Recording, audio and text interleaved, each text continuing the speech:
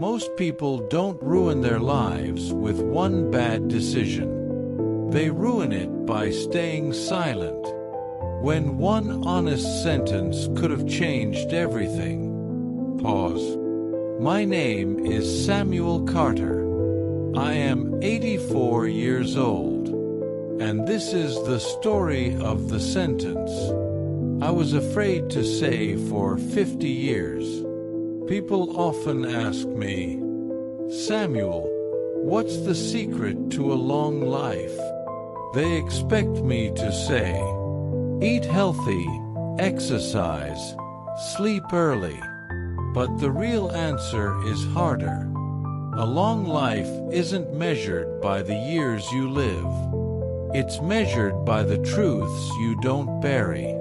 Because buried words don't disappear. They wait. I was married to Rose for 47 years. If you asked anyone about us, they would say we were steady, reliable, quietly happy. We didn't fight loudly. We didn't create drama.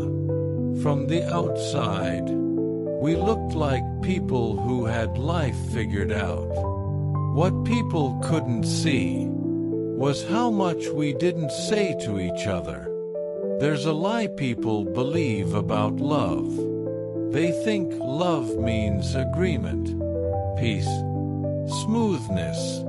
They think if something hurts, you should swallow it to keep everything calm. That was the lie I believed. I met Rose when I was 26. She was confident in a way I wasn't. She knew what she wanted. I knew what I was supposed to want. I became an accountant because it was safe, predictable, respectable. What I never told her was that I wanted to teach, to work with students, to feel useful, not just accurate. Every time she asked, "Are you happy at work?" I said yes, not because it was true, because it was easier. Here's something no one warns you about. When you lie long enough, your life starts organizing itself around the lie. You choose safer conversations. You avoid certain topics. You become very good at smiling. And slowly, you forget who you were before the pretending began. One night, when I was 41, Rose asked me a simple question. If you could do it all again, would you choose the same life? I laughed it off, made a joke, changed the subject. That was the night. Distance quietly moved in, not because of anger, but because of avoidance. People think silence is neutral. It isn't. Silence is a decision. I had a friend named Michael. We worked in the same building for years. Every Friday, we got coffee together. We talked about traffic, news, and the weather. One day, he didn't come to work. Heart attack. Gone at 58. At his memorial, his sister said something I'll never forget. She said, "Michael always felt invisible. He thought no one really knew him." That's when I realized something painful. I saw Michael every week, and never once asked him, "Are you really okay?" We often confuse proximity with connection. They are not the same. By the time I turned 60, my life looked complete on paper. The house was paid off. Retirement was planned. My children were grown. But inside, there was a quiet grief. Not for something I lost, but for something I never allowed myself to want. My daughter Emily was the first to confront me. She said, "Dad, you're always calm, but you're never excited. What happened to you?" I didn't know how to answer. The truth was simple and sad. I trained myself not to feel too much, because feeling leads to wanting, and wanting leads to disappointment. At least, that's what I told myself. Rose got sick when I was 72. At first, it didn't seem serious. Just fatigue. Then appointments. Then more appointments. One evening, we were sitting in the living room. The lights were low. The television was off. She looked at me and said, "You never tell me when you're afraid." I wanted to argue, but she was right. I said, "I didn't think it mattered." She replied, "It always mattered. I just stopped asking." That sentence hit harder than any argument we had ever avoided, because I realized something important. By hiding my fears, I hadn't protected her. I had excluded her. Rose passed away 2 years later. People told me, "At least you had a good life together." And we did.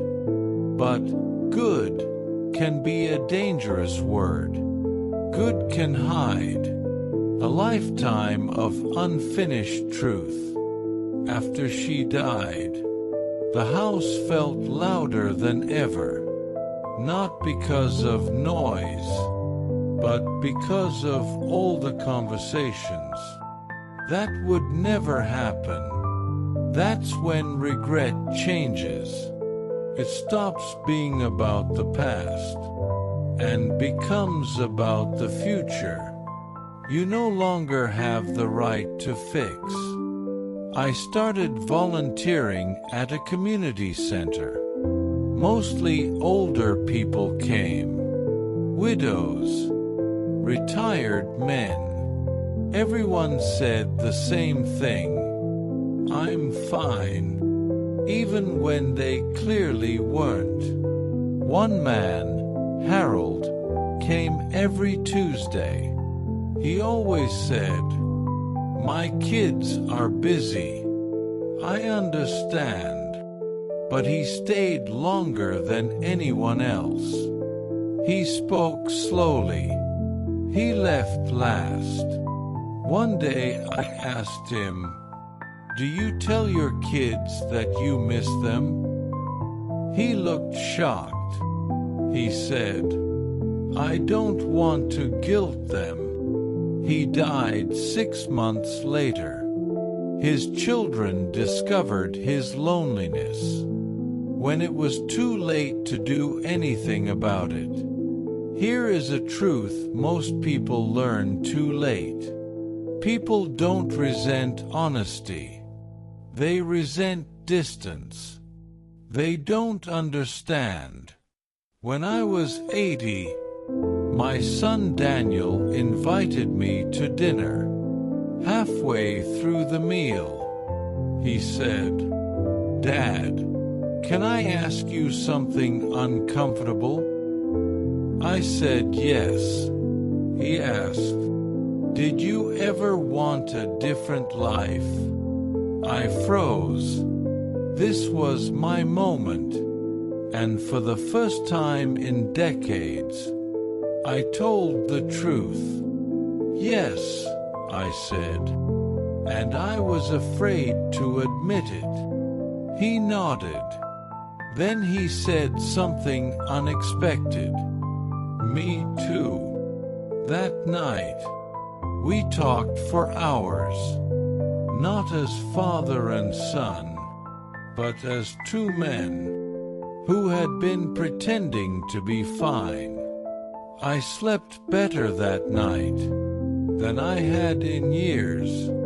Here's what I know now at 84. You don't need to tell everyone everything, but you owe honesty to the people who love you. Not brutal honesty, human honesty. I'm tired. I'm lonely. I don't know what I'm doing. I need help. These words don't make you weak. They make you reachable. The saddest people I know aren't the ones with the hardest lives. They're the ones who never let themselves be seen. If you're watching this, and there's something you've been holding back, a truth you keep postponing, a conversation you keep rehearsing, don't wait for the perfect moment. The perfect moment is usually just before it's too late. I don't have many years left. That isn't sadness. That's clarity. So when someone asks how I'm doing, I tell them. When I miss someone, I say it. When something hurts, I don't hide it behind politeness, because I finally understand this. Being known is worth the risk of being misunderstood. Call to action. If this story stayed with you, like this video, subscribe for more real stories. And in the comments, write one truth you've been afraid to say. And if someone came to mind while listening, share this with them. It might start a conversation that still has time.